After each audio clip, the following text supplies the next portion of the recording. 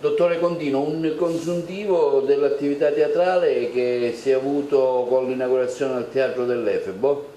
Il Teatro dell'Efebo è stata una scommessa di riqualificazione di uno spazio che già la provincia 20 anni fa aveva lanciato, ma che per essere utilizzato in quanto una roccia ferita dagli schiavi di Mera che avevano lì cavato i blocchi di tufo per costruire i templi, bisognava fare delle operazioni per il risanamento di questo spazio, per renderlo fruibile, quindi con un finanziamento siamo riusciti a risanare lo spazio, ad adattarlo a teatro e aprirlo già quest'estate, in modo tale che così per il 2025 il teatro è pronto per tutta una serie di eventi.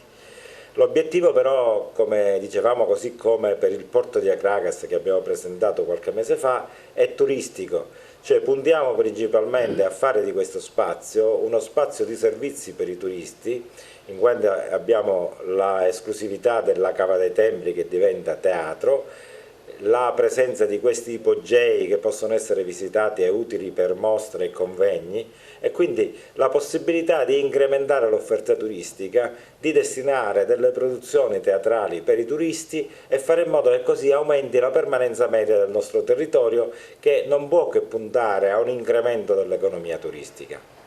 Da questa esperienza cosa si trae per il futuro? Ecco, organizzerete a breve un altro evento, una nuova rassegna? Intanto da questa esperienza traviamo il fatto che gli agrigentini hanno preso coscienza di uno spazio di cui vanno fieri perché era uno spazio sconosciuto, uno spazio molto suggestivo, abbiamo avuto riscontri sui canali social, sui giornali, dappertutto, dove gli agrigentini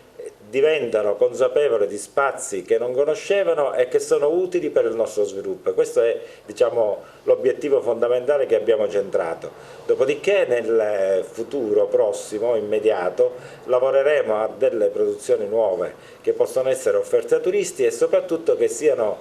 possibilmente attenzionati dai nostri tour operator che trattano il prodotto agrigento. E oltre alla serata iniziale che era prevedibile avere diversi spettatori, anche gli altri spettacoli hanno avuto un buon successo, un buon riscontro di pubblico. Allora, tutte le serate sono state sold out, è stato sempre pieno il teatro. È vero che siccome la funzione di quest'anno era inaugurale non c'è stato il pagamento del prezzo di un biglietto, però penso che il fatto di avere conosciuto questo spazio, uno spazio esclusivo, ora spinga sia i residenti che i turisti a dire ma questo spazio ha un valore e quindi gli spettatori avranno volontà anche di pagare un prezzo del biglietto per accedere agli spettacoli.